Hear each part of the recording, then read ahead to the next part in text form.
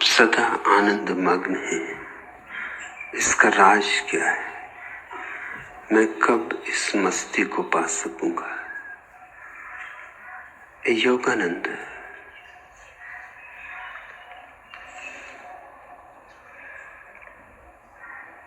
मैं तुम्हें नाम दिया हूं योगानंद का, उसमें ही सारा राज है। मनुष्य दो ढंग से जी सकता है, या तो अस्तित्व से अलग थलग, या अस्तित्व के साथ एक रस। अलग थलग जो जिएगा दुख में जिएगा, चिंता में, संताप में। यह स्वाभाविक है, क्योंकि अस्तित्व से भिन्न होकर जीने का अर्थ है जैसे कोई वृक्ष पृथ्वी से अपनी जड़ों को अलग कर ले और जीने की चेष्टा करे। मुरझा जाएगा, पत्ते कुम्हला जाएंगे, फूल खिलने बंद हो जाएंगे। वसंत तो आएगा, आता रहेगा, मगर वह वृक्ष कभी दुल्हन न बनेगा, दूल्हा न बनेगा। उसके लिए वसंत नहीं आएगा। जिसकी जड़ें ही पृथ्वी से उखड़ गई हों, उसके लिए मधुमास का क्या उपाय रहा? फिर कहां आनंद, कहां मस्ती? फिर सुबह नहीं, फिर तो अंधेरी रात है, अमावस की रात है, और ऐसी रात कि जिसकी कोई सुबह नहीं होती। इस तरह के जीवन का नाम ही अहंकार है। और जो वृक्ष पृथ्वी के साथ योग साध रहा है, पृथ्वी में जड़ें फैला रहा है, आकाश में शाखाएं, बदलियों से बतकही, चांद तारों से संबंध जोड़ रहा है, वह आनंदित न होगा तो क्या होगा? हवाएं आएंगी तो नाचेगा, गुनगुनाएगा, हवाएं गुजरेंगी तो गीत गाएंगी, पक्षी उस पर बसेरा करेंगे, सूर्य की किरणें उसके फूलों पर अटखेलियां करेंगी। ऐसे जीवन का नाम ही सन्यास है। सन्यास अर्थात निरअहंकारिता, संसार अर्थात अहंकार, संसार अर्थात मैं हूं अलग, भिन्न। और जहां ये ख्याल उठा कि मैं अलग हूं, भिन्न हूं, वहीं इसका स्वाभाविक तार्किक परिणाम यह होता है कि मुझे संघर्ष करना है, लड़ना है, विजय पताका फहरानी। और छोटा सा आदमी बूंद जैसा सागर से लड़ने चल पड़ेगा तो कितनी ना चिंताओं से भर जाएगा, कितने ना संताप उसे घेर लेंगे, कितने भय और कितनी असुरक्षाएं उसके चारों तरफ मेला भर जाएगा, चिंताओं ही चिंताओं का। हम अलग नहीं हैं। इस सत्य को जानने की प्रक्रिया का नाम है योग। योग अर्थात हम इकट्ठे, जुड़े, संयुक्त हैं। योग का अर्थ होता है जोड़। जैसे ही व्यक्ति ने जाना कि मैं जुड़ा हूं, फिर न तो कोई जन्म है, न कोई मृत्यु है। जैसे ही जाना कि मैं जुड़ा हूं अस्तित्व से, तत्क्षण हम शाश्वत हो गए। अस्तित्व जब से है हम हैं, और अस्तित्व जब तक रहेगा हम रहेंगे, और अस्तित्व तो सदा है। ऐसा कभी ना था कि ना हो, ऐसा भी कभी ना होगा कि ना हो जाए। तो तो फिर जन्म और मृत्यु तो क्षुद्र घटनाएं, जीवन की प्रक्रिया जन्म और मृत्यु के पार है। देह आती है, जाती है, बनती है, मिटती, हम नहीं। लेकिन यह प्रतीति तभी संभव है जब अहंकार को हम बीच से हटा लें।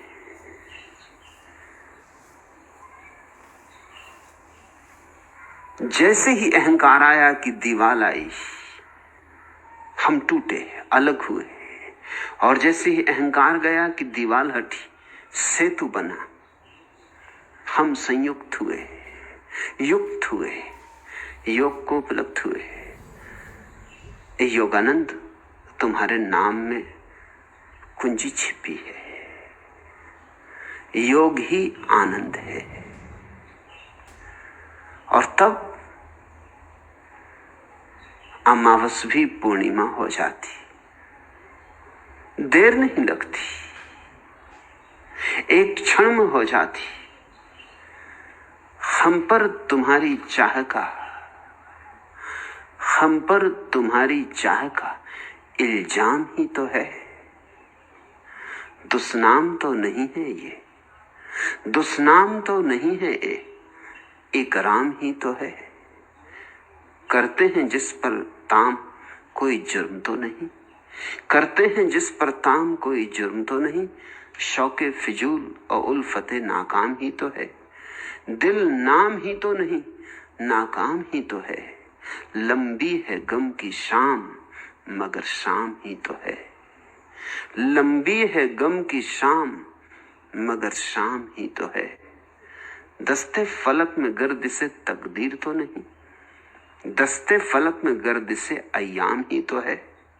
आखिर तो एक रोज करेगी नजर वफा, आखिर तो एक रोज करेगी नजर वफा। वो यार खुशफिसाल सरे बाम भी तो है। अभी भी है रात, अभी भी है रात, फैज गजल इब्तिदा करो। वक्ते सरो दर्द काम धाम भी तो है। दिल नाम ही तो नहीं, नाकाम ही तो है। लंबी है गम की शाम, मगर शाम ही तो है। जैसे ही तुमने जुड़ने की थोड़ी सी पहल की, अनुभव में आने लगता है, लंबी है गम की शाम, मगर शाम ही तो है। आखिर तो एक रोज करेगी नजर वफा। वह घड़ी दूर नहीं जब अस्तित्व तुम पर आनंद की वर्षा कर देगा, जब अस्तित्व तुम्हारे लिए प्रसाद हो जाएगा। तुम योग साधो, अस्तित्व प्रसाद है।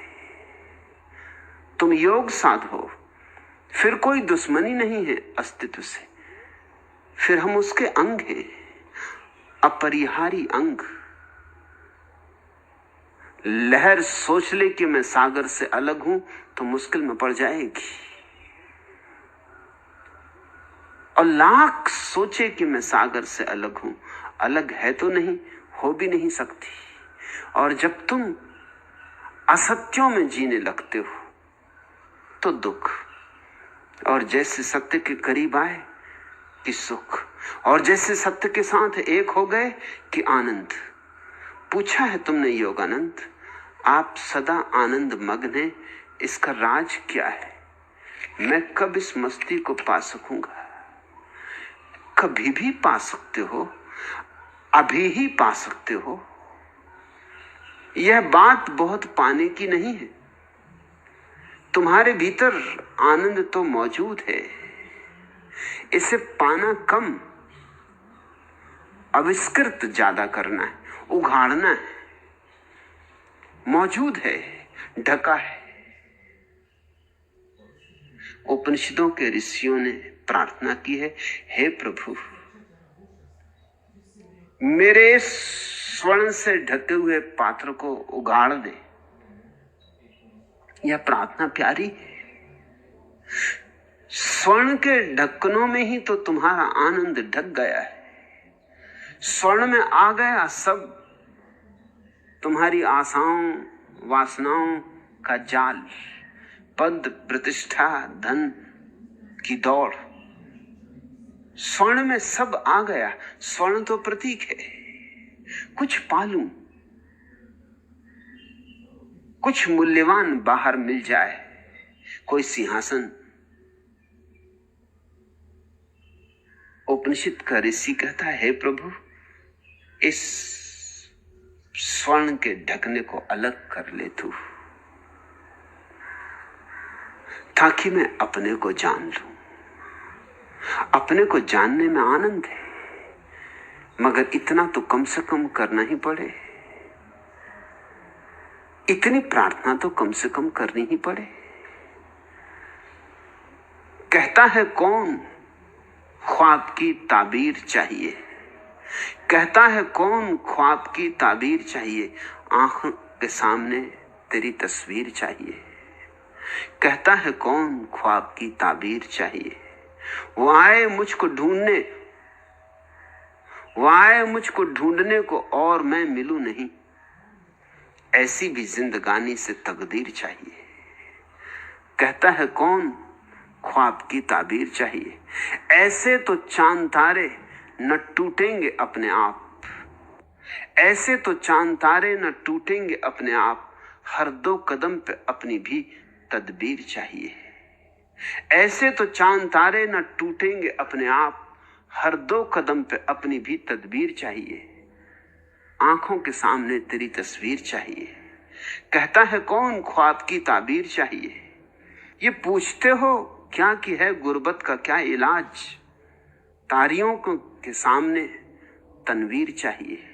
ये पूछते हो क्या कि है गुर्बत का क्या इलाज, तारीकियों के सामने तनवीर चाहिए, आंखों के सामने तेरी तस्वीर चाहिए। कहता है कौन ख्वाब की ताबीर चाहिए। बस स्मरण बना रहे, आंखों के सामने तेरी तस्वीर चाहिए, याद बनी रहे कि अभी मैं पहुंचा नहीं हूं वहां, अभी मैं आया नहीं उस स्थल पर जहां जीवन सौभाग्य हो जाता है, जहां जीवन का कमल खिलता है, जहां दिवाली होती, जहां दिए ही दिए जल उठते हैं, कतारों के अंदर कतारें, दिए ही दिए जल उठते हैं, और ऐसे दिए जो कभी बुझते नहीं। लेकिन थोड़ी सी तो तदबीर चाहिए, उतना ही योग है। ऐसे तो चांद तारे न टूटेंगे अपने आप, हर दो कदम पे अपनी भी तदबीर चाहिए। आंखों के सामने तेरी तस्वीर चाहिए, याद बनी रहे, और थोड़ा सा श्रम। कृष्ण ने गीता में बहुत मूल्य की बात कही है कि परमात्मा को पाने के लिए बहुत थोड़ा सा श्रम चाहिए, थोड़ी सी तदबीर, थोड़ा सा यत्न, उतना ही जितना कि आंख में अगर धूल का एक कण पड़ जाता है तो सामने खड़ा हुआ विशाल हिमालय भी छिप जाता है। बात जरा सी धूल आंख में पड़ गई और विशाल हिमालय को छिपा लिया। जरा सी धूल ने ऐसी ओट कर दी, इतनी बड़ी ओट कर दी, कहां हिमालय और कहां धूल का छोटा सा कण। मगर छोटा सा कण भी आंख में हो तो हिमालय ओझल हो जाता है। आंख से धूल का कण निकाल लो, बस इतनी तदबीर चाहिए, इतना श्रम, इतना प्रयत्न, इतना ध्यान, इतना योग, इतना धर्म। धूल के कण के हटते ही सारा हिमालय प्रकट हो जाता है। हिमालय तो था ही, धूल ने तुम्हारी आंख को खुलने से रोक दिया था। तुम्हारे आंख के बंद होने से हिमालय विदा नहीं हो जाता। आनंद तो तुम्हारे भीतर मौजूद है, मगर भीतर की आंख पर ककरी पड़ी है।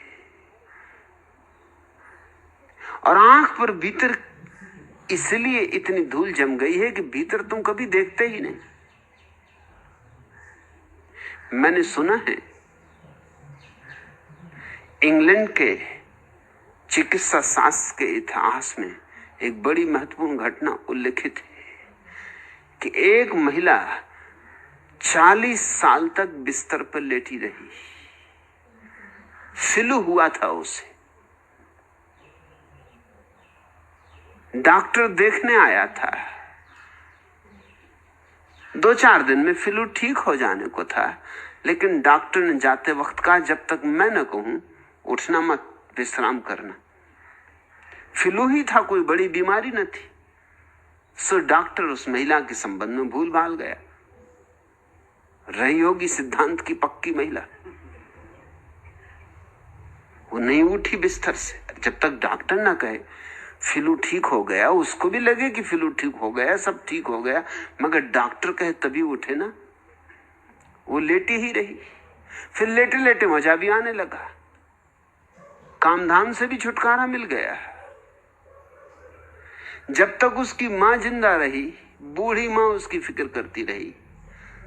जब मां मर गई तो उसके बेटे बेटियां बहुएं उसकी फिक्र करते रहे। वो खूब जी, क्योंकि बिस्तर पे ही जी। बेटा भी मर गया, बहू भी मर गई, बेटी भी मर गई, तो उसके रिश्तेदार और मोहल्ले के लोग उसकी देखभाल करने लगे, मगर नहीं उठी बिस्तर से। 40 साल संयोग से डॉक्टर उस मोहल्ले से निकलता था। उसे ख्याल आया कि इस परिवार में मैं हमेशा पहले आता था, वर्षों पूर्व। बहुत दिन से न कोई बीमार पड़ा, न मुझे बुलाया गया। बात क्या है? और घर बेरौनक भी मालूम होता है, बिल्कुल उजड़ गया। तो उसने दरवाजे पे दस्तक दी। भीतर से आवाज आई, आप चले आइए, मैं बिस्तर से उठ नहीं सकती। दरवाजा अटका है, खोल लीजिए। दरवाजा खोल के भीतर गया। वो महिला बिस्तर पे लेटी थी, मोटी भी बहुत हो गई थी। उसने पूछा कि क्या तकलीफ है, क्यों लेटी हो?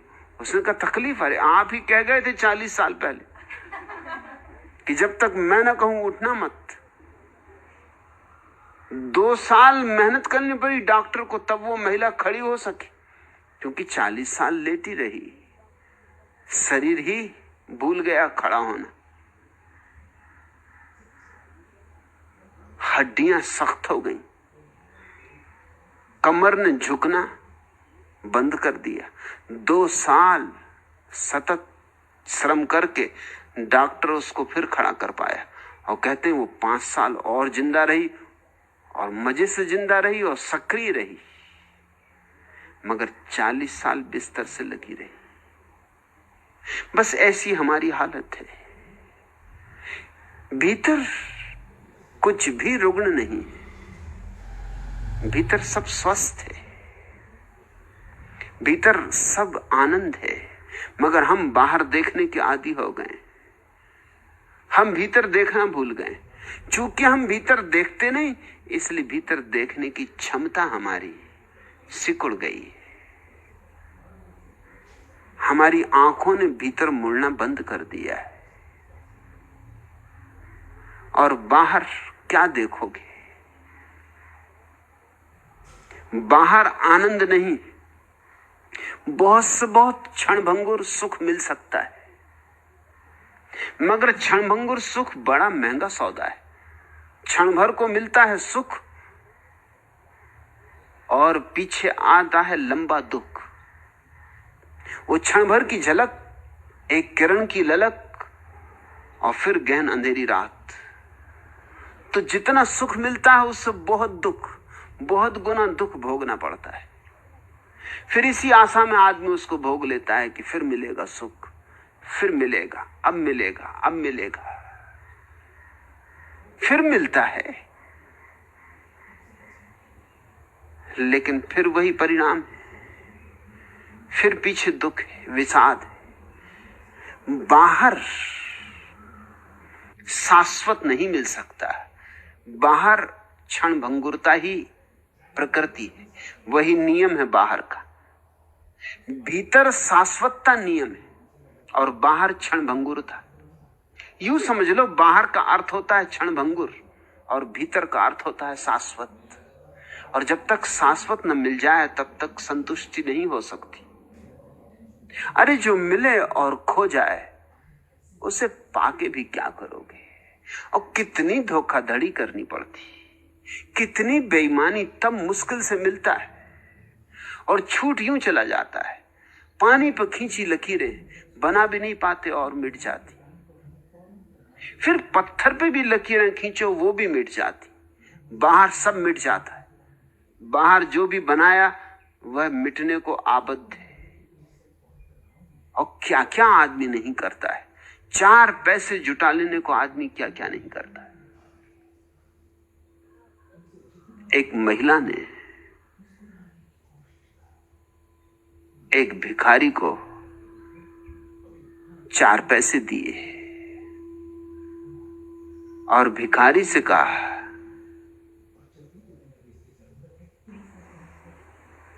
कि भोजन के लायक, वस्त्रों के लायक मिल जाता है ना,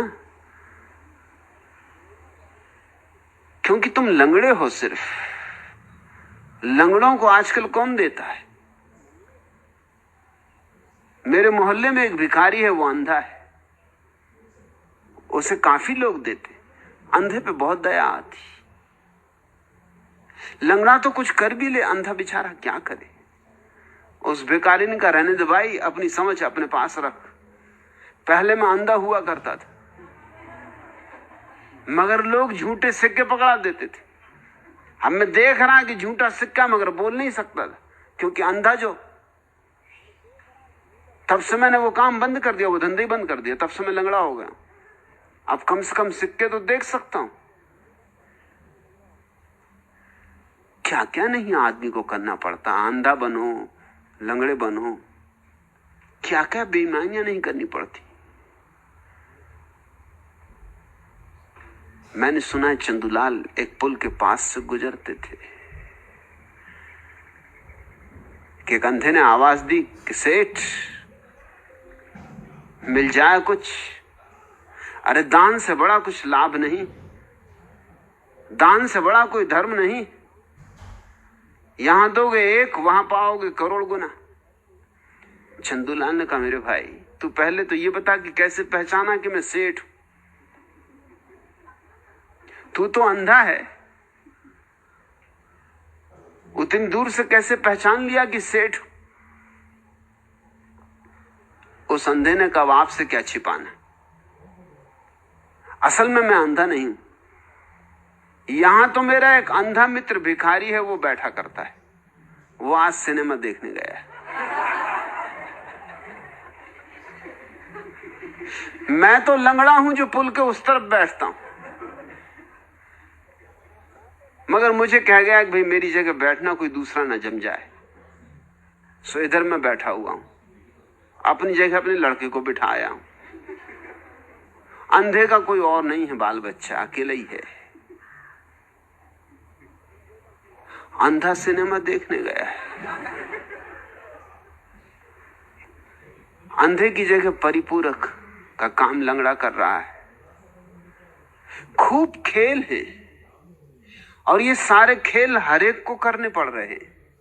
खूब धोखे, खूब प्रवंचनाएं, प्रवंचनाओं पे प्रवंचनाएं।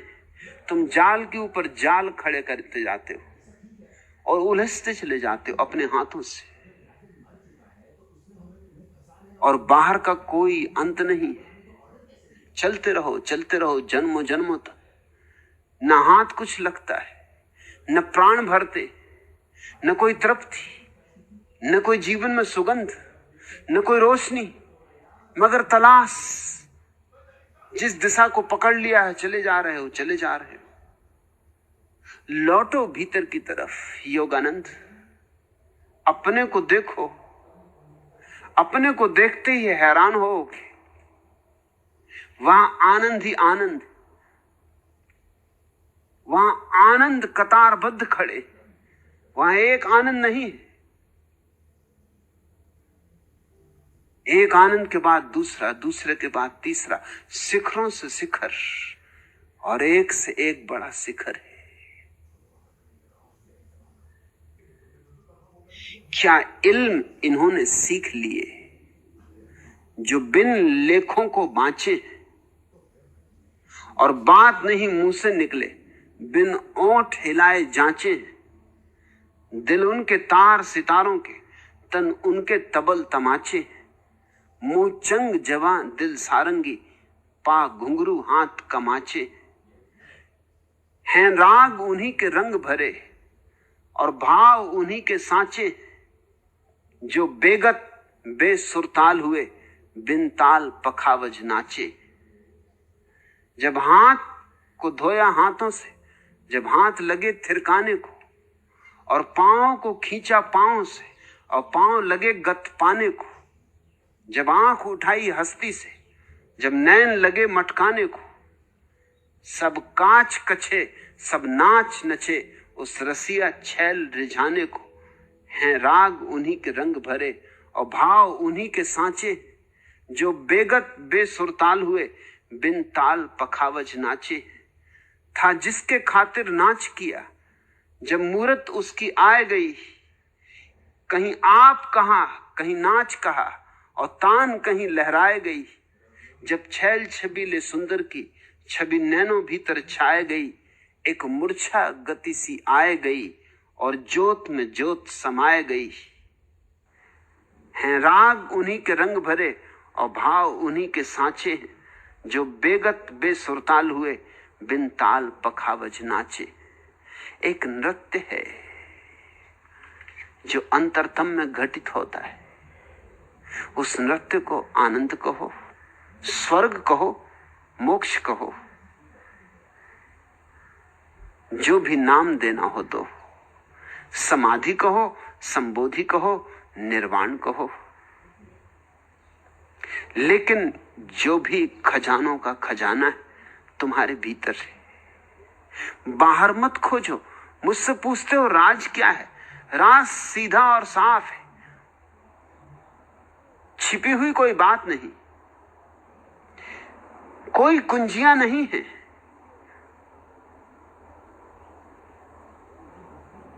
इसलिए तो धर्म की कोई पाठशाला नहीं हो सकती, कोई विद्यालय नहीं हो सकता, कोई किताब नहीं हो सकती, कोई शास्त्र नहीं हो सकता, क्योंकि धर्म कोई ज्ञान नहीं है। सत्यप्रिया ने मुझे लिखा है, छोटी सी सन्यासिनी, बहुत प्यारी बात उसने लिखी कि भगवान एक बड़ी उलझन खड़ी हो गई। मेरे पिताजी अद्वैत बोधिसत्व संस्कृत नहीं जानते, मैं भी संस्कृत नहीं जानती, आप भी संस्कृत नहीं जानते। मेरे पिताजी मुझे कुंजी के द्वारा संस्कृत पढ़ा रहे हैं, हम तीनों को संस्कृत नहीं आती। अब क्या होगा? कोई अड़चन नहीं।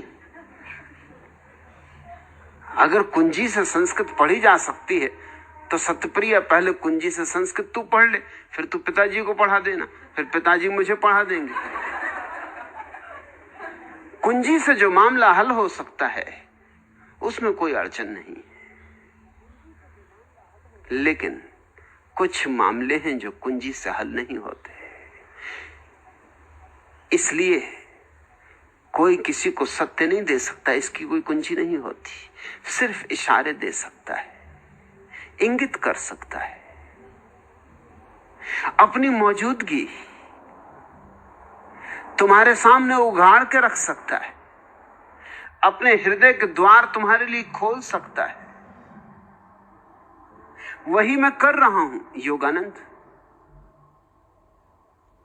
अगर तुम यहां इस सत्संग में डूब सको, अगर तुम अपनी बुद्धि को और अपने अहंकार को द्वार पर ही छोड़ आओ, तो बात बहुत सीधी साफ है। राज कुछ भी नहीं, बहुत खुली, 2 2 4 जैसी स्पष्ट है आशिक और मासूक जहां, वहां साहब वजीरी है बाबा। न रोना है न धोना है, न दर्द असीरी है बाबा। दिन रात बहारें चौले हैं और ऐसे सफीरी है बाबा। जो आशिक हुए सो जाने हैं, यह भेद फकीरी है बाबा। हर आन हंसी हर आन खुशी, हर वक्त अमीरी है बाबा। जब आशिक मस्त फकीर हुए, फिर क्या दिलगिरी है बाबा।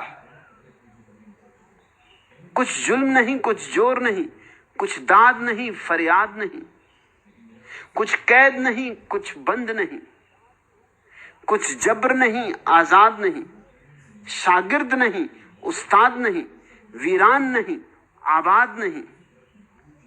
हैं जितनी बातें दुनिया की, सब भूल गए, कुछ याद नहीं।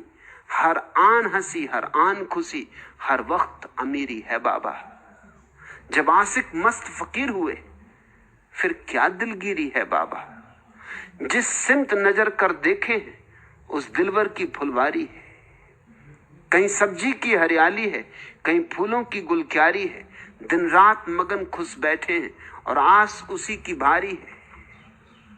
बस आप ही वो दातारी है और आप ही वो भंडारी है।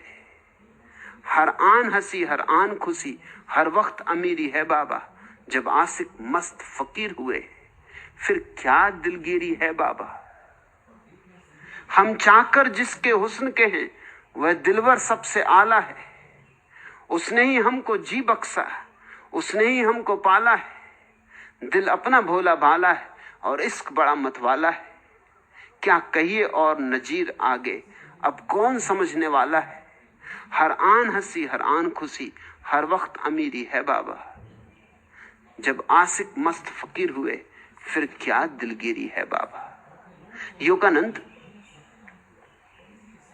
मस्ती का कोई बहुत बड़ा राज नहीं। हम जन्मते ही हैं स्वभाव से मस्ती में। आनंद के झरने हमारे भीतर वैसे ही बह रहे हैं जैसे जमीन के भीतर पानी के झरने बह रहे हैं। जरा सी खुदाई करनी है और कुआं बन गया। जरा सी मिट्टी की परतें उखाड़ के फेंक देनी और झरने प्रकट हो गए। जरा अपने भीतर खुदाई करनी है और प्रभु का साम्राज्य तुम्हारा है। और जो करना है वो ना कुछ, और जो मिलना है वो बहुत कुछ है, सब कुछ। इसलिए मिलने को ध्यान में रखो। तो ये छोटा मोटा श्रम जो ध्यान के लिए करना होता है, कोई श्रम नहीं। ये सौदा सस्ता है। ना समझ वे लोग जो सौदे से वंचित हैं। जरा सा श्रम और विराट उपलब्धि। तुम पूछते हो आप सदा आनंद मग्न हैं,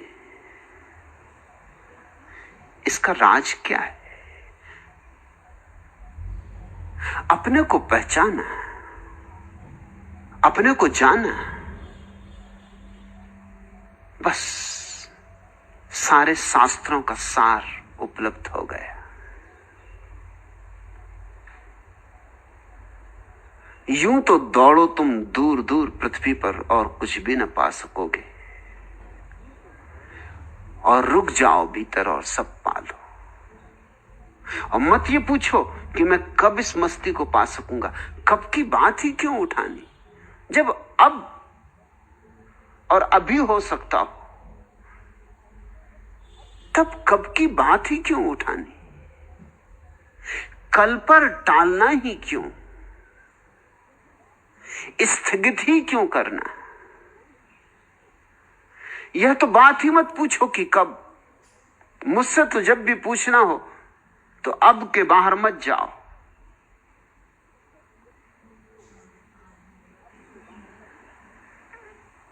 कल का कोई अस्तित्व नहीं। यह क्षण हमारे हाथ में जो है, इसके पार और किसी चीज का भरोसा न करना। कल आए ना आए, कल आया कब, और तुम कल पे टाल दो और ये आज यूं ही खो जाए तो बड़ी भूल हो जाएगी।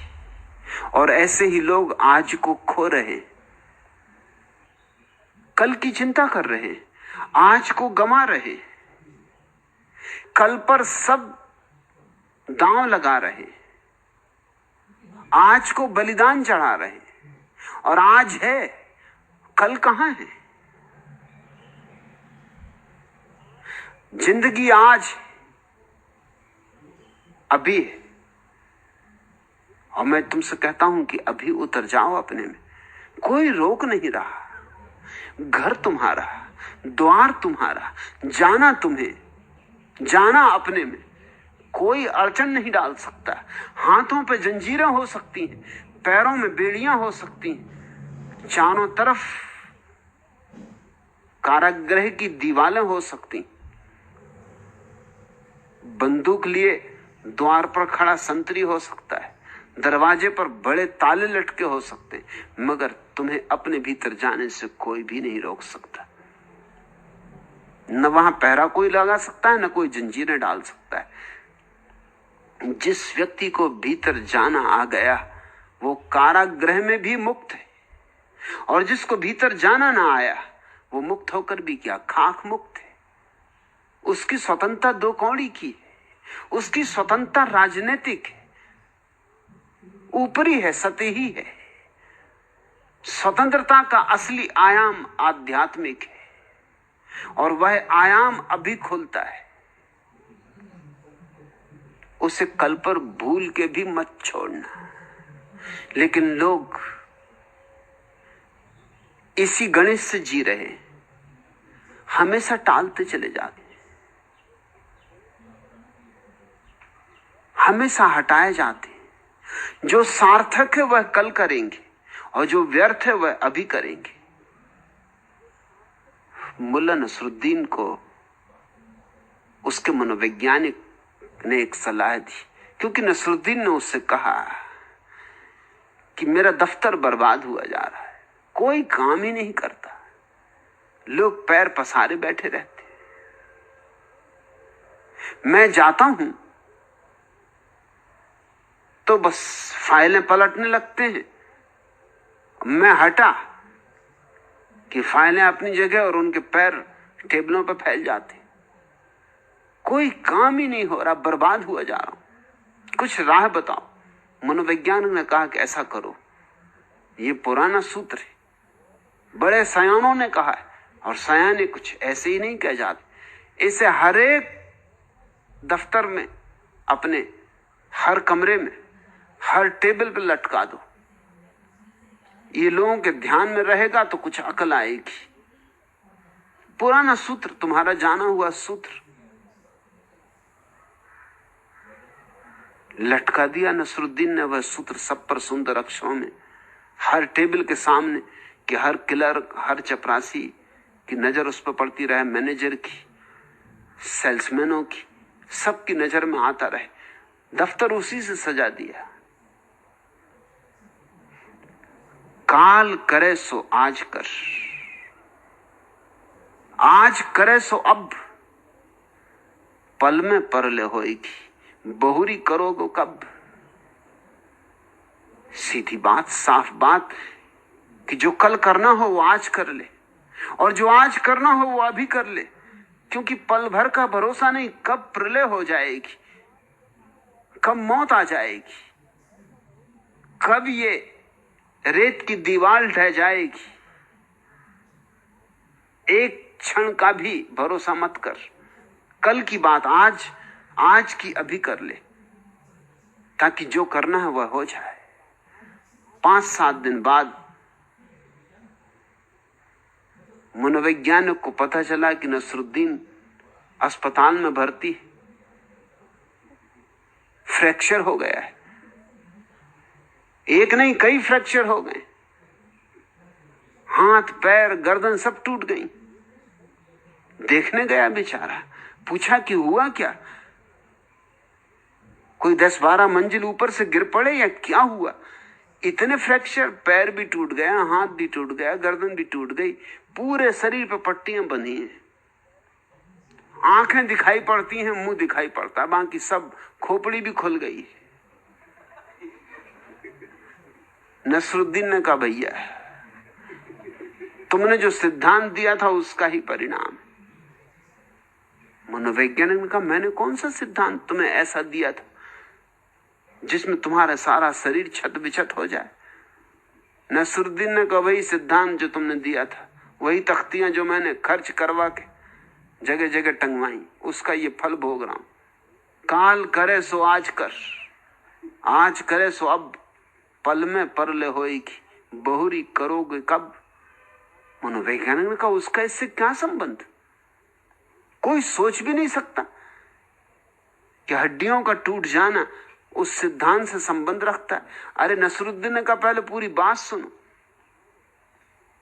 मेरा जो कोषाध्यक्ष है वो तिजोरी लेके भाग गया और लिख गया चिट्ठी कि काल करे सो आज कर, आज करे सो अब, और पल में परले होएगी, बहुरी करोगे कब। लिख गया चिट्ठी कि मैं बहुत दिन से सोच रहा था कि तिजोरी लेके भाग जाऊं, लेकिन सोचता था भाग जाऊंगा, जल्दी क्या पड़ी, अरे कल कर लूंगा, परसों कर लूंगा। मगर आपने भी क्या सिद्धांत लटका दिया कि मैंने भी सोचा कि बात तो सच्ची, बात तो पते की, सो मैं तो जा रहा हूं तिजोरी लेके। और मेरा मैनेजर मेरी टाइपिस्ट लड़की को भगा के ले गया और वो भी लिख के रख गया, तख्ती जो मैंने उसकी टेबल पे टांगी थी उसी तख्ती पे नोट लिख गया कि आपने जो सिद्धांत दिया उसके लिए बहुत धन्यवाद। भागने की तो बहुत दिन से सोच रहा था। और नसरुद्दीन ने कहा वो कोई टाइपिस्ट ही नहीं थी, मेरी प्रेयसी भी थी, दुष्ट ले गया। और ये सब तो ठीक है, मेरा जो चपरासी है वो एकदम भीतर घुस आया और लगा मुझे पीटने। मैंने पूछा तू करता क्या, उसने कहा कि जिंदगी से मैं यही सोच रहा था कि कभी मौका मिल जाए तो हड्डी पसली तोड़ दूं इस दुष्ट की। कौन नौकर अपने मालिक को क्षमा कर पाता है, करना भी चाहे तो कैसे कर सकता है। और जब आपने तख्ती लटकाई तो मैंने कहा अब मत चूको, मत चूक चौहान। फिर मैं तत्क्षण घुस आया। मनोवैज्ञानिक ने कहा मैं बहुत दुखी हूं कि उन दुष्टों ने क्या अर्थ निकाला, बहुत दर्द होता होगा। नसरुद्दीन का नहीं, बहुत दर्द तो नहीं होता, जब हंसता हूं तब होता है। मनोवैज्ञानिक कहा हंसते काहे के लिए हो, तो हंसता इसलिए हूं कि क्या सयाने भी क्या पते की बातें कह गए। एक ही बात मानी और क्या फल भोग रहा हूं। हंसी कभी कभी आ जाती कि बाहरी दुनिया कैसे कैसे सिद्धांत बना गए लोग, और कैसे कैसे मानने वाले लोग, समझने वाले लोग। क्या प्यारी कहावत थी, वो क्या अर्थ निकला और क्या फल भोगा। इसलिए कभी कभी हंसी आ जाती, बहुत दर्द होता, क्योंकि सब हड्डियां टूट गई। जैसे हंसी आती तो खड़खड़ खड़खड़ होने लगती, मगर हंसी रुकती भी नहीं, रह रह के कभी न कभी आ जाती। सब बर्बाद हो गया एक तख्ती लटकाने से। और बात ऐसी पते की थी कि जची थी मुझको भी। तुम्हारा ही कसूर नहीं, कसूर मेरा भी। मगर भैया किसी और को ऐसी सलाह आगे से मत देना। जो मुझ पे गुजरी वो मेरे दुश्मनों पे भी ना गुजरे। और तुम अपनी ऐसी सलाहें बहुत सोच समझ के दिया करे, और अगर देना ही हो तो पहले खुद अपने दफ्तर में प्रयोग किया करे, ताकि अनुभव के द्वारा दे सको। लोग टालते हैं, और बड़ा मजा ये है कि गलत को नहीं टालते। अगर कोई तुम्हें गाली दे तो तुम ये नहीं कहोगे कि अच्छा ठीक है, सोचेंगे, विचारेंगे, पूछताछ करेंगे, 4 जनों से मशविरा करेंगे, फिर जो उचित होगा वो जब समय आएगा तब करेंगे। जब कोई गाली देता है तो फिर ना तुम समय देखते ना घड़ी, लगन मुहूर्त झूठ सब और बिगाड़े काम, वो तो तुम उसी वक्त ठीक करते हो उसको। तत्क्षण, एक क्षण की देरी नहीं होती। उधर गाली निकली कि इधर तुम तैयार हुए, कि तुमने ताल ठोंकी, कि तुमने और दुगने भजन की गाली निकाली। हाँ, अगर दान करना हो तो तुम कहते हो सोचेंगे, विचारेंगे। सन्यास को लोग सोचते हैं वर्षों। एक महिला ने पूछा है कि मैं आपकी चाहक हूं, आपके विचारों से प्रेम है, लेकिन सन्यास नहीं ले सकती हूं, तो क्या मुझे आपका आशीर्वाद न मिलेगा? मेरा आशीर्वाद तो मिल सकता है मगर तुम तक पहुंचेगा नहीं, क्योंकि चाहक होना पर्याप्त नहीं, उसके लिए कुछ चुकाना भी तो चाहिए, कुछ थोड़ा साहस भी करना चाहिए।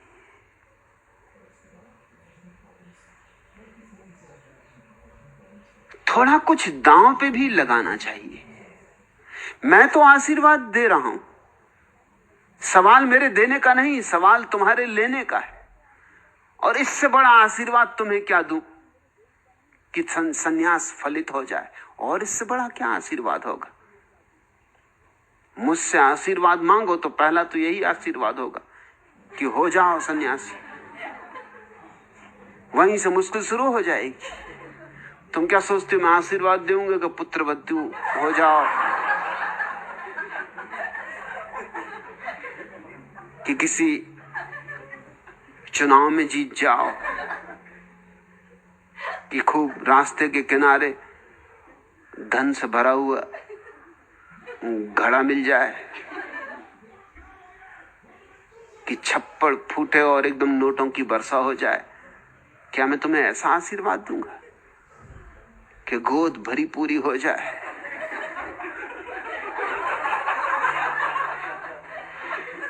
ऐसा आशीर्वाद तो मैं नहीं दे सकता। मैं तो आशीर्वाद दूंगा तो पहला तो आशीर्वाद सन्यासी होगा, क्योंकि उससे बड़ा कोई सत्य नहीं। इस संसार में यूं जीना कि संसार तुम्हें छू न पाए, सन्यास है। संसार में रहना और संसार तुम में न रहे, बस इतनी ही तो सन्यास की परिभाषा है। गुजर जाना इस काली कोठरी से, मगर कालिक तुम्हें छू न पाए। कबीर जैसा कहते, ज्यों की त्यों धर दीनी चदरिया, खूब जतन से ओढ़ी रे चदरिया, ज्यों की त्यों धर दीनी। बस सन्यास का इतना ही अर्थ है कि चादर को वैसा का वैसा रख देना, दाग ना लगे। लेकिन लोग अनेक हैं ऐसे। इस महिला ने पूछा, ऐसा ही नहीं, और भी मेरे पास रोज प्रश्न और पत्र आते कि आपसे मिलना है, आपका आशीर्वाद चाहिए, लेकिन सन्यास लेने की हिम्मत नहीं है। जरा सी हिम्मत नहीं है। मरने की हिम्मत है, जीने की हिम्मत है, सन्यास लेने की हिम्मत नहीं। जन्म तक लेने की हिम्मत कर ली तुमने, एक बार न सोचा कि किस संसार में जन्म ले रहे हैं, और भारत में जन्म गए। न संकोच आया, न लाज शर्म लगी,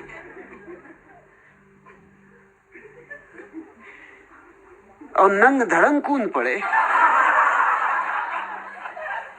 ये भी नहीं कि लंगोटी पहन के आते, कि कम से कम एक घूंघटी ओढ़ लेते।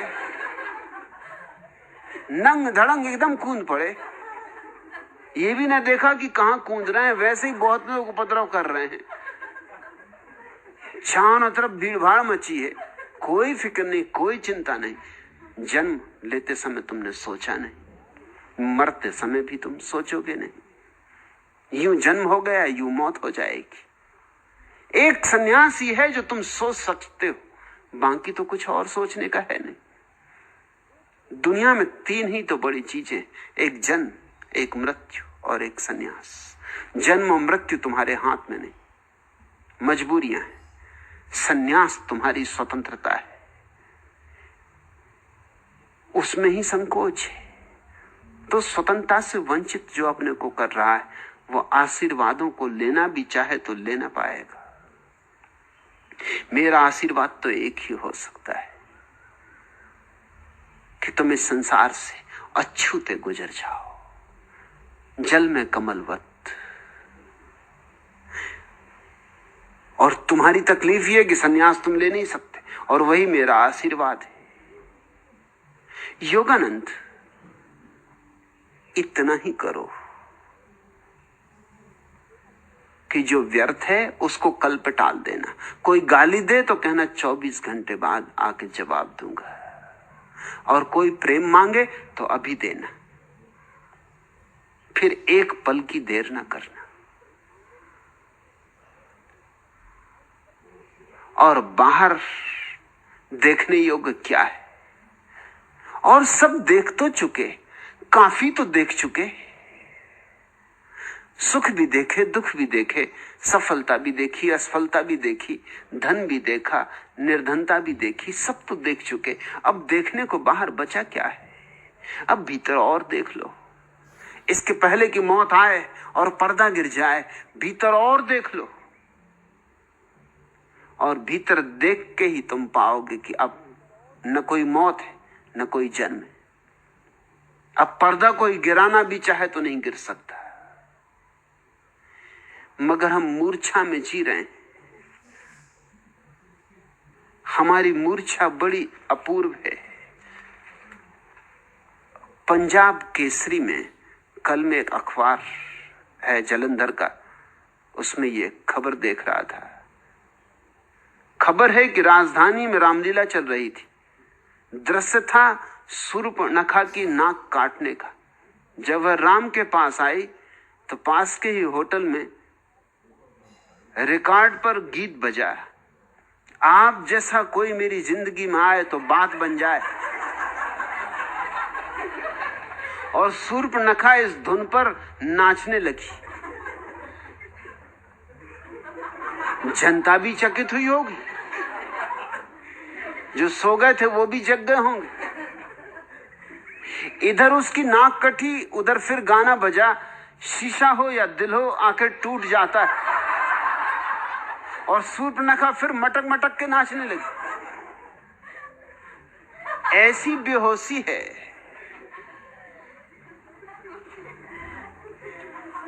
इस बेहोशी को तोड़ो। ये बाहर के रिकॉर्ड होटलों में बज रहे हैं, इनको सुन सुन के कब तक नाचते रहोगे? भीतर भी एक धुन बज रही है, शून्य की। एक बांसुरी बज रही है, अनाहत का नाद बज रहा है, सुरती जग रही है। उसे सुनो। पहले दिन के खेल के बाद दोनों टीमों ने डिनर के साथ छक्कर जाम तोड़े। खुमारी अगली सुबह तक बाकी थी। अगले दिन खेल की शुरुआत पर पहली ही बाल पर रन लेना शुरू हो गया। क्रीज के दोनों खिलाड़ी बेतहाशा दौड़ रहे थे। तभी बॉलर ने उचककर धीरे से अंपायर के कान में कहा, दौड़ने दो निगोड़ों को, अभी मैंने गेंद फेंकी नहीं, ये रही मेरी मुट्ठी में। होश किसको है? निगोड़े दौड़ रहे, भागे जा रहे हैं, और गेंद अभी फेंकी ही नहीं गई। मैंने मुल्ला नसरुद्दीन से पूछा कि मुल्ला, आपके कुर्ते के कोने पे ये गांठ कैसी बंधी? नसरुद्दीन कहने लगा, मेरी पत्नी की है, पत्र पोस्ट में डालने की याद बनी रहे इसीलिए। तो मैंने पूछा, फिर आपने वो पत्र पोस्ट कर दिया ना? नसरुद्दीन ने कहा, नहीं जी, पत्नी वह पत्र देना ही मुझे भूल गई।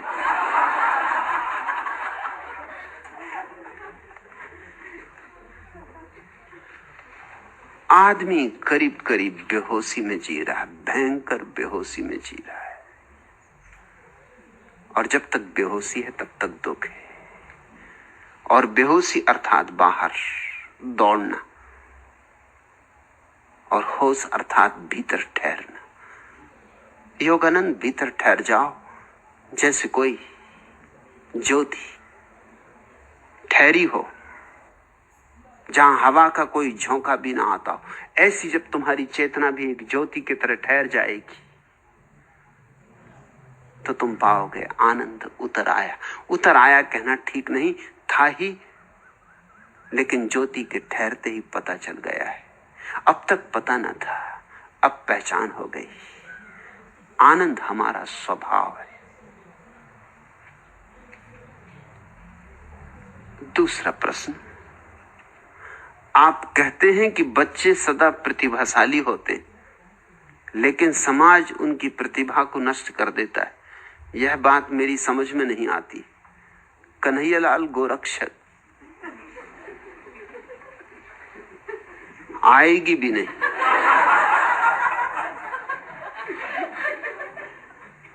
बीसवीं सदी में कम से कम ये गोरक्षक होना तो छोड़ो, कन्हैयालाल काफी हो। उतने से ही पता चल जाता जय हो कन्हैयालाल की। गोरक्षक और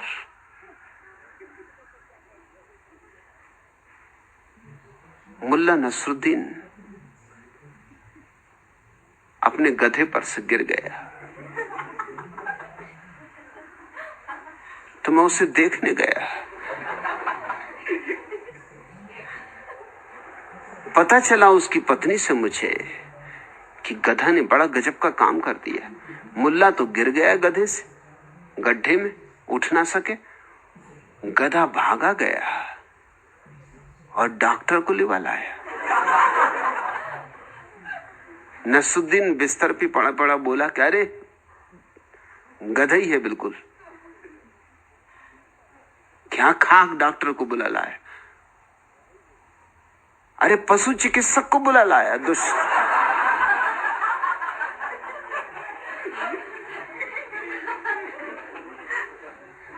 पता नहीं तुम्ही को ना बुला लाया हो, कन्हैयालाल गोरक्षक, क्योंकि तुम्हारे नाम से लगता है कि पशु चिकित्सक हो या क्या मामला है। समझ तो तुम खुद ही गंवा बैठे हो। अब तुमको क्या समझ में आया? पहले समझ तो होनी चाहिए तो कुछ समझ में आए। यही तो मैं कह रहा हूं कि बच्चे तो प्रतिभाशाली पैदा होते, ना तो तुम कन्हैयालाल पैदा हुए थे ना गोरक्षक। जब पैदा हुए थे तो कोरी किताब थे, लोगों ने लिख दिया कन्हैयालाल गोरक्षक, तब से तुम कन्हैयालाल गोरक्षक हो गए। लोग जो लिख दें, कोई लिख देगा हिंदू, कोई लिख देगा मुसलमान, कोई लिख देगा ईसाई, वही तुम हो जाओगे। बच्चे तो कोरे कागज की तरह पैदा होते,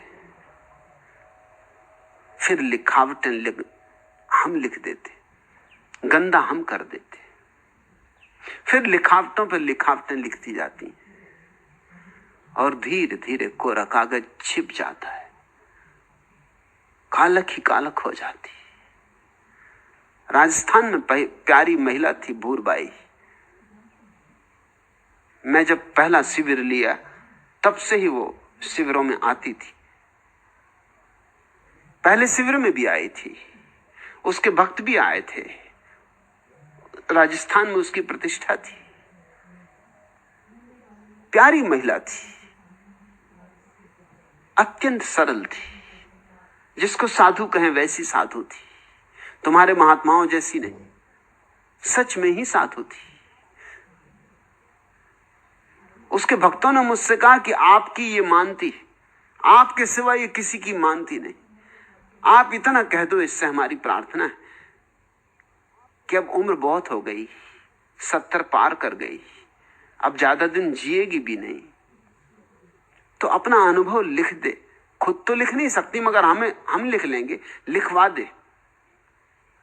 कालिदास भाटिया एडवोकेट थे हाई कोर्ट के, उन्होंने सब वकालत छोड़ दी थी और भूरबाई के कपड़े धोते थे। उन्होंने मुझसे ये कहा कि आपसे प्रार्थना है इतनी, इसके पास रह के 20 साल में मैंने जाना है कि बहुत हीरे जवाहरात, मगर न लिखवाती है न लिखने देती। मैंने भूरबाई को कहा कि ये बेचारे इतने परेशान हैं तो लिखवा दे। उसकी उम्र तो 70 साल थी, लेकिन वो मुझसे कहती थी बाप जी। उसने कहा बाप जी आप कहें तो ठीक, लिखवा दूंगी। ये दुष्ट कालिदास मेरे पीछे पड़ा ही है बहुत दिन से, इसने ये तरकीब अच्छी निकाली कि आपको भी बीच में ले लिया। अब आप कहते हैं तो लिखवा दूंगी। दोबारा जब आएंगे तो जरूर कालिदास जो कहता है ये काम पूरा हो जाएगा। दोबारा जब मैं गया तो सारे वक्त एक बड़ी सुंदर लकड़ी की मंजूसा में ताला लगाए हुए उठा के सिर पर, कालिदास भाटिया ही उसे सिर पर रखे हुए थे, एक सुंदर मंजूसा को लेके आए। भूरबाई भी आई और हंस रही थी बहुत, और कालिदास ने कहा आप उद्घाटन कर दें। भूरबाई ने किताब लिखी, हमको तो लिखने नहीं दी इसने, और हम तो ये जानते नहीं थे कि ये लिखना भी जानती, मगर ये बिल्कुल ताला लगा के चुपचाप लिखती थी। कहती थी कि बाप जी आएंगे उनसे उद्घाटन करवा दूंगी। हमें तो पता ही नहीं इसने क्या लिखा है। हम बड़े उत्सुक हो रहे हैं देखने को, कौन सी किताब लिखी, क्या लिखा। आप ये चाबी भूरबाई के पास है, वो आपको चाबी देगी, ये पेटी आप खोल दें और किताब निकाल के सबके सामने रख दें। मैंने पेटी खोली, किताब क्या थी, एक छोटी सी किताब, 10-12 पन्ने,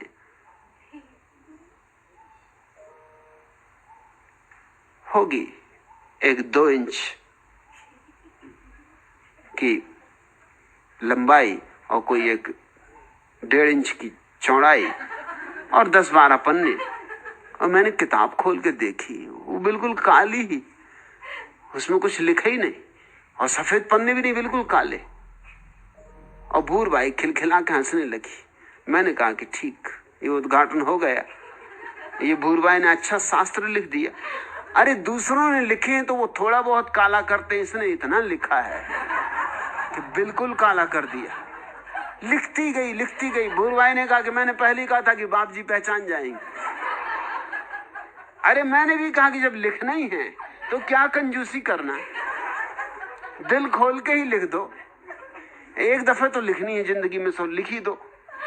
ये कालिदास भी तृप्त हो जाओ, कालिदास है ये, सो इसके नाम से मुझे याद आया कि काले ही कर दूं, ये दुष्ट पीछे पड़ा है।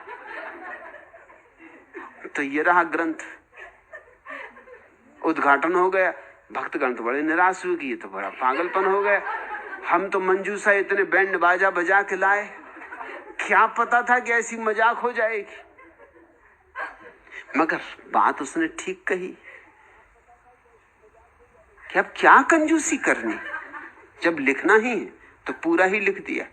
और तुम भी कंजूसी नहीं करते हो, बच्चों के साथ वही हो रहा है। माँ बाप लिख रहे हैं, पड़ोसी लिख रहे हैं, मोहल्ले वाले लिख रहे हैं, स्कूल में शिक्षक लिख रहे हैं, अध्यापक लिख रहे हैं, प्रोफेसर लिख रहे हैं, लिखे ही जा रहे हैं लोग, नेता और समाज सुधारक, और जो मिल जाए वही लिख रहा। अरे बच्चों को कौन सलाह नहीं देता, बिन मांगी सलाहें लोग दे रहे हैं।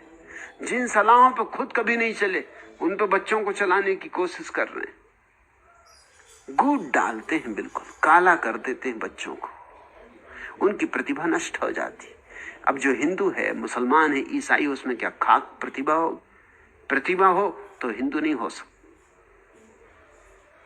तो उसे हिंदू शास्त्रों में जो कचरा है 99% वो दिखाई पड़ेगा।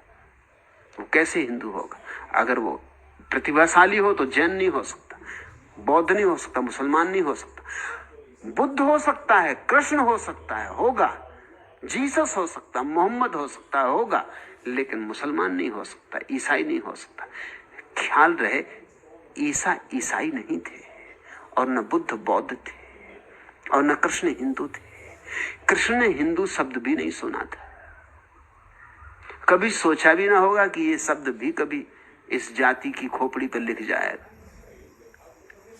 ये जो लोग लिख गए वो दूसरे थे, ये हिंदुओं का अपना शब्द भी नहीं, ये भी उधार, ऐसी उधारी है, कुछ भी अपना नहीं, सब उधार, ये शब्द भी उधार है। पहली दफा इस देश में जो लोग आए, हून और बबर, उनकी भाषा में सा के लिए हा का उच्चारण होता है। तो सिंधु नदी को हिंदू नदी कहते थे, और सिंधु नदी के आसपास जो रहते थे वो हिंदू। असल में हिंदू का अर्थ होता है सिंधु, हिंदी का अर्थ होता है सिंधी।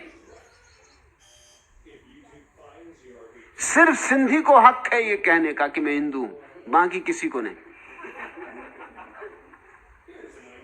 सो सिंधी तो और आगे चले गए हैं, वो कहां हिंदू वगैरह। उल्लासनगर में उन्होंने एक फैक्ट्री खोल रखी। उल्लासनगर में जो चीज न बनती हो वो समझो दुनिया में कहीं नहीं बनती। मैंने सुना है कि एक प्रतियोगिता हुई कि दुनिया में सबसे ज्यादा कारीगरी कहां होती, तो एक तार पर इतना बारीक तार अमेरिका में बना कि उतना बारीक तार कोई ना बना सके, खाली आंख से दिखाई ना दे, बाल से भी पतला, जब तक उसको तुम विशेष यंत्रों से न देखो दिखाई ना पड़े। उस तार को लेके वे लोग जर्मनी गए। जर्मनी के कारीगरों ने उस तार में एक छेद कर दिया, दंग रह गए वो, हद कर दी कि तार में छेद कर दिया। फिर वो जापान गए। जापानियों ने उस तार पर बाइबल का एक वचन लिख दिया। हैरान हो गया। उन्होंने कहा अब इसके आगे कौन कारीगरी कर सकेगा, मगर उन्होंने कहा कि उल्लासनगर जाओ, अभी एक जगह और बाकी, उल्लासनगर। कहीं उल्लासनगर कहां है? पता लगा कि उल्लासनगर आए। उल्लासनगर में एक सिंधी कारीगर ने उस पर लिख दिया मेड इन यूएसए। बड़ी कारीगरी से लिखा, लेकिन पूछा उन्होंने कि हद कर दी, रहते हिंदुस्तान में हो, उल्लासनगर हिंदुस्तान में, मेड इन यूएसए क्यों लिखते हो? अरे मेड इन इंडिया क्यों नहीं? उन्होंने कहा यूएसए का तुम्हारे बाप का, सिंधियों का। अरे यूएसए का मतलब होता है made in Ulhasnagar Sindhi association. USA ने उल्लासनगर सिंधी एसोसिएशन। वो तो कहां हिंदुस्तान वगैरह को मानते, वो तो बहुत आगे निकल चुके। हर चीज मेड इन यूएसए बना देते, बनती उल्लासनगर में। सिर्फ सिंधी को हिंदू अगर कहे तो चल सकता है, बाकी तो किसी को हिंदू कहने की कोई जरूरत नहीं। मगर उसी हिंदू शब्द से सारे शब्द बने। फिर जब ग्रीक भारत आए, यूनानी, तो उनकी भाषा में और फर्क हो गया। वो हिंदू को, सिंधु को सिंधस कहते थे या हिंदस। यूनान तक पहुंचते पहुंचते सिकंदर के साथ ये शब्द इंदस हो गया, और इंदस से इंडिया। इंडिया और हिंदू दोनों सिंधु शब्द से ही पैदा हुए, और दोनों विजातियों ने दिए, तुम्हारा दिया हुआ शब्द भी नहीं। प्रतिभा की कहां बात करते हो? कोई प्रतिभाशाली होगा जो हिंदू है कि मुसलमान है कि ईसाई है? प्रतिभाशाली व्यक्ति केवल मनुष्य होता है, और छोटे बच्चे मनुष्य की तरह पैदा होते, और तुम उनकी प्रतिभा हर जगह दिखाई पड़ सकती। भतीजा, चाचा जी आप मेरे जन्म दिवस पर जो एक नन्हा सा खिलौना लाए थे उसके लिए बहुत बहुत धन्यवाद। चाचा ने कहा बेटे इसमें धन्यवाद की क्या बात है? भतीजे ने कहा वैसे मेरी भी यही राय है, लेकिन मम्मी ने कहा कि फिर भी धन्यवाद तो देना ही चाहिए। प्रतिभा। छोटा बच्चा अपने बाप से पूछ रहा आप कहां पैदा हुए थे पापा? पापा ने कहा बंबई में। और मम्मी पैदा हुई थी मद्रास में। और मैं कहाँ पैदा हुआ था? बाप ने कहा कलकत्ते में। तो बच्चे ने पूछा पापा एक बात मेरी समझ में नहीं आती कि हम तीनों एक साथ मिल कैसे गए? कहाँ बंबई, कहाँ मद्रास, कहाँ कलकत्ता? क्या गजब हो गया। एक महिला ने सड़क के किनारे किसी बच्चे को सिगरेट पीते देखा तो बोली क्या तुम्हारे पिता को मालूम है कि तुम सिगरेट पीते हो?